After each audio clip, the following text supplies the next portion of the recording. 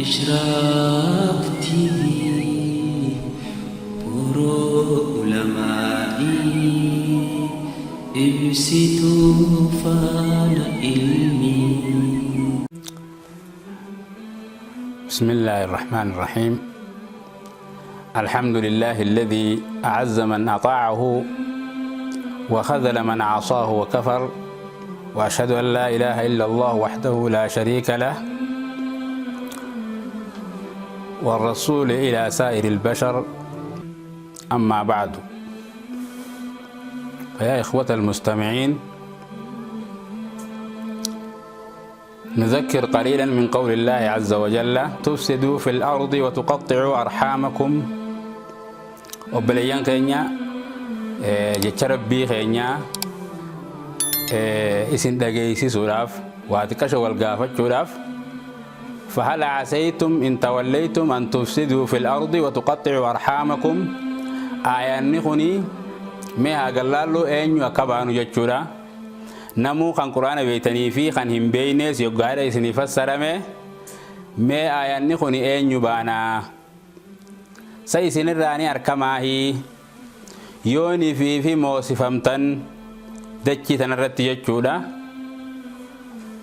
همتو دلقون دجي تنبليسون جتشو شرور كيسا تهون اسن الراني أركماهي رحمة خيسا مرون اسن الراني أركماهي يقام موتاني دجي تنخيستي هم نقول التنجتشورا جزيا كان جو آيان نخوني وبليان خيني أين يبانا مهالا لو جتشورا tokkichuma kun sirra taa'u kan nama bulchusan baanamoo kan qawwee fannifatee deemu baanamoo kan liqaman bartee ganda bulchu baana moo kan dukaana nama alaafi ta'ee dalagu baana moo kan makiinaa qabu abbaa qabeenyaa baana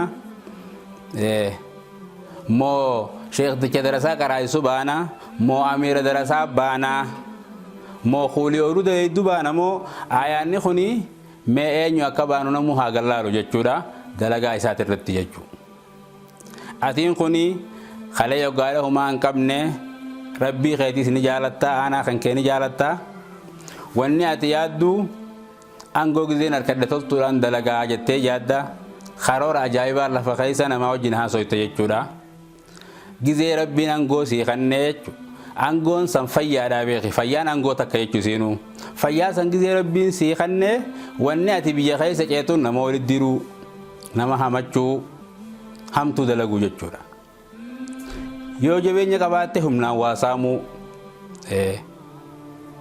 tanaan biyya keessa deemtaa jechuudha. Yoggaasan yogguu rabbiin si moosise fayyaa san irratti akka gizee fayyaan qabne niyyaan tantee gaarii sanitti yoggaa niyyaan tantee yoggaa fayyaan tantee sii guutamtee niyyaan tantee toluu qabdi jechuudha. Murtiin tantee jechuudha. Tan kursi irra teessee biyya guddoo bulchuudha achii oli jechuudha. Itti gaafatamu guddaadha jechuudha. Xiqqoon duraa kalee gizee horii hin qabne dukkaanuma akkanaa kana takka rabbii yoona kannee jetteen ni jetta. Sadaqaa sirraa hin baafadha obboleeyyan kiyyaniin gargaara rahimaniin maxxanfadha jetteetiin ni jetta jechuudha. Yoggaa rabbiin irra si moosisee dukkaana san sii kannee qabeenya sii kannee qarshuma kuma tokko irrattuu rabbiin angoo sii kannee murteessaa yoggaadha si godhe dura laaceelloodha eegalta jechuudha. Akka namni waa sin gaafanneef rahima kan keefirraa muruu eegalta nyaara guurte jechuudha. Akkisan duba akka rabbiin juu kanatti toltu dalaguu jaamtii amiira darasaadhaa yoo si godhan darasaa biyyateetii jabeessita kan biyya kaanii achi dhiibda amala adda addaa walirratti namarratti oofta jechuudha. Kalee gizee si ajajan wanta akka atiin iyyaa qabduu fi aayaanni ati nama himtuu fi gizee arraa ati taate akkan ati nama himtu adda jechuudha. Waan biraa dhiisii nama kuulli daleessu maan taane shufeera makiinaa oofu maan taane yaa obboleeyyan keenya yoggaara dubbii tanaa ayata quraanaa kana gallaallee namuutu angoo ni qaba. Angoo rabbiin yoo takka harkattan yoo rabbiin isin moosisee hamtuu dalaguutu isinirraa malaa kan juusan jechuudha. Namuu ni qabaa jechuudha. Waan biraa dhiisii istuudiyuma hadiisa rasuulaa itti waraaban kanarratti yoggaa rabbiin si moosise jechuudha. خليخن موبايل ورابتشو هندن ديني هاوين تنتي استيري متكار كديون فين آيات القرآن خنا الدنيا وينجو بعد ريتشو يقول ربين سيموسي وعند سهر كخاية آتي دوبا خم بدي دلقوسن جام تاهي هنتهي نايتشو دا كسربين وانيا كان جوف هنتهي ناجتشو دا فيتشو إيران رور كورافي نتاعتن سلطوهي هنتهي نافر رأي غادا gizian gon kam na magari da gizian ko arkate ammoni jiram ta amal lati karatu an birati jechu akaji hadith khaysatis kullukum ra'in wa kullukum mas'ulun an ra'iyatihi je hundi khaysan ti siteda ittigafata mada wanti susan raje jechu wanti sutusan haska khanke setu ittigafata mada ti siteda jechu bulcha de jechu ati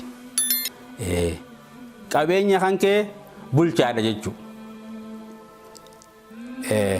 akajan nama jala bulura wo bulchu wo yara jan daga jalla kalle atatu tanafu namni wata ka angu wata karnati angu hinkam ne hinjiru jechu ya bele yang kanya warra angu isanisan ayat qur'anati wa hadith qur'anati wala ayat fajada min rabbina qulu wassalamu alaikum warahmatullahi wabarakatuh إشراق TV Puro Ulamai Ibsitu Fana